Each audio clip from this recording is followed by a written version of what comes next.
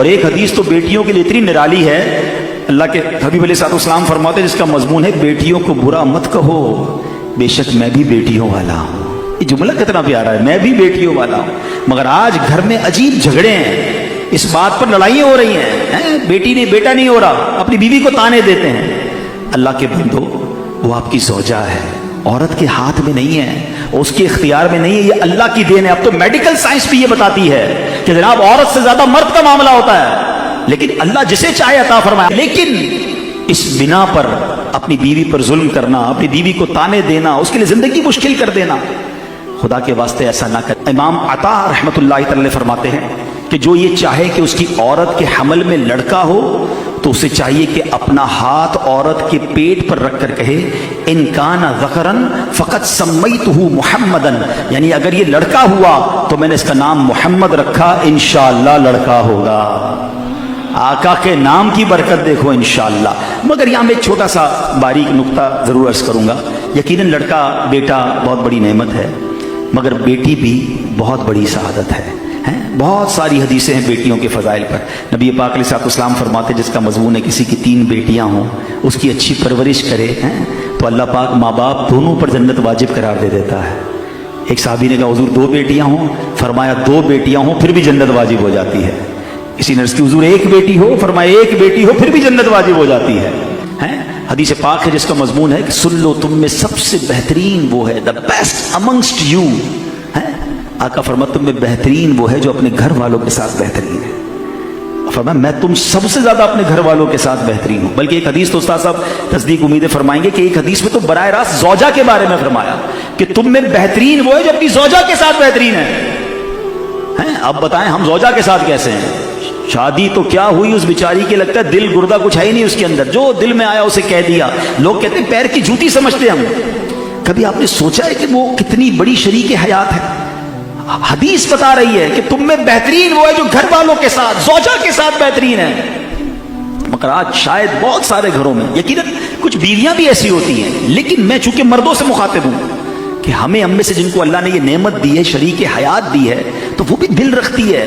ہر بات، کھانا ٹھیک نہیں پکا تو اسے سنا دیا، کپڑے استری نہیں تو اسے سنا دیا، آفس میں پرابلم ہوا تو جا کے اس پہ غصہ اتار دیا۔ کیا وہ دل گردہ نہیں رکھتی ہے؟ ٹھیک ہے آپ کی زوجیت میں آ گئی تو اس کے پاس کوئی اختیار نہیں ہے۔ کبھی ہو سکتا ہے تکیے میں منہ رکھ کے وہ بھی روتی ہوگی کہ مجھے کیسا شوہر ملا، روز گالیاں دیتا ہے، روز برا بھلا کہتا ہے، میں غریب کہاں جاؤں۔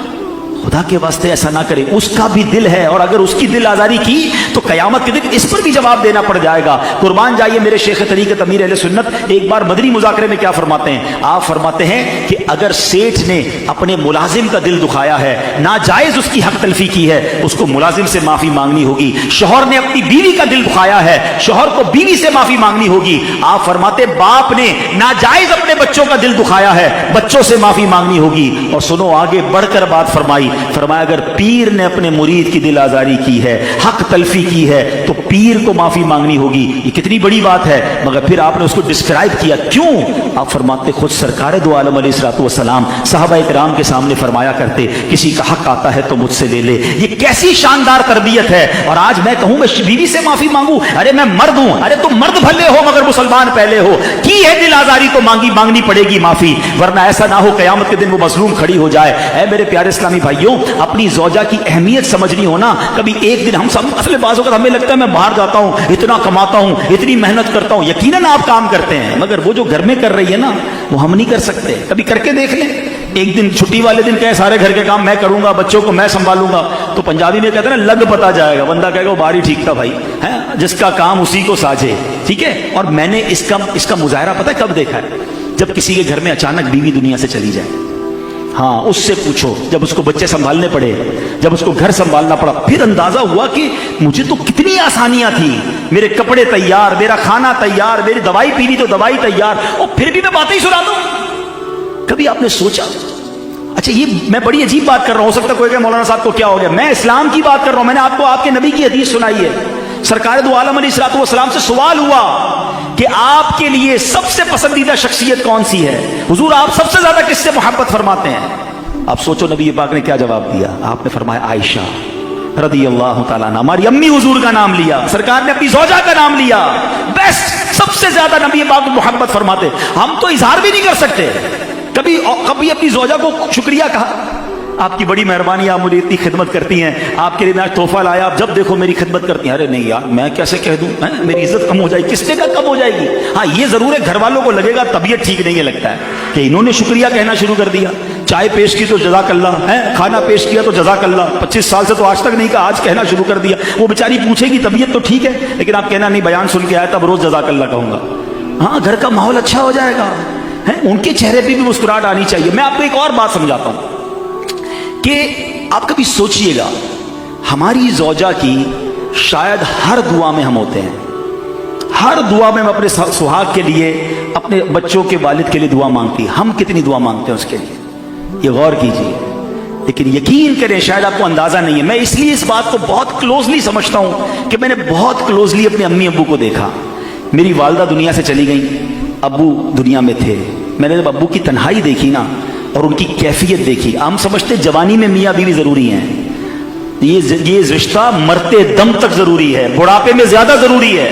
یہ ایک دوسرے کے دکھ درد کے ساتھی ہوتے ہیں، ان کا اٹھنا جلدی ہوتا ہے، ان کا سونا جلدی ہوتا ہے، ان کے بہت سارے معاملات ایک دوسرے سے جڑے ہوئے ہوتے ہیں. شریک حیات پہلے چلی جائے نا مرد ٹوٹ کے رہ جاتا ہے. اچھا مرد چلا جائے عورت زندگی گزار لیتی ہے، کیونکہ اس کو بچوں کو، کئی بیوہ عورتیں ہیں جنہوں نے اپنے بچوں کو بڑا کیا ہے، کیونکہ ان کو گھر سنبھالنا آتا ہے، مرد کو نہیں آتا. تو میرے پیارے اسلامی بھائیوں قدر کیجئے، یہ اللہ کی نعمت ہے اور اس قدر کا اظہار بھی کیجئے، ان کے لیے دعائیں کیجئے، ان کا شکریہ ادا کیجئے. اور اس بنا پر گھر میں جھگڑا مت کیجئے کہ لڑکا نہیں ہو رہا، بیٹا نہیں ہو رہا. یہ بیٹی کتنی بڑی نعمت ہے، پوچھو ان سے جتنے بیٹھے بیٹیوں والے. آج بھی والد گھر میں جائے تو بیٹی زیادہ پیار دیتی ہے، بلکہ شادی کے بعد بھی بچی اپنے والد سے اٹیچ ہوتی ہے.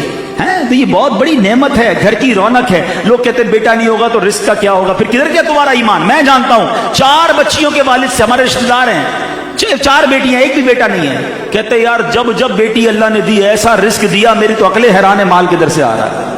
ہاں بیٹیاں وہ غمزدہ نہیں ہے، میری 4 بیٹیاں میں بہت خوش ہوں، اللہ نے برکت کیا. ہاں کیوں خوش ہے؟ اور اللہ نے نوازا کیونکہ اس نے شکوے نہیں کیے. بندہ کہ میں لڑائی بھی کرتا رہا، بیوی کو گالیاں بھی دیتا رہا، رزق کیوں نہیں آیا؟ تم نے تو ناشکری کی. تم شکر تو ادا کرتے کہ یا اللہ تیری مہربانی، تو نے رحمت عطا فرمائی. نبی پاک کی حدیث تو سنو نا یار. آقا فرماتے میں بھی بیٹیوں والا ہوں، بیٹیوں کو برا مت کہو. تو اللہ کرے کہ یہ بات ہمیں سمجھ آ جائے، ہم پیار محبت سے رہیں. چھوٹی سی زندگی ہے، یاد رکھنا جس کے گھر میں سکون ہے نا. اب میں اپنی بہنوں سے بات کر لیتا ہوں کیونکہ مجھے لائیو بھی سنا جا رہا ہے، بعد میں بھی یہ بیان چینل پہ یا کہیں سنا جائے گا کہ اگر میری بہنیں مجھے سن رہی ہیں، میں ایک بات کہنا چاہتا ہوں. زندگی میں بہت پریشانیاں ہیں. آپ کے جو شوہر ہیں یا آپ کے بھائی ہیں، آپ کے والد ہیں، اس زمانے میں بہت ٹینشن ہے، مہنگائی ہے. آپ گھر میں سکون رکھیں.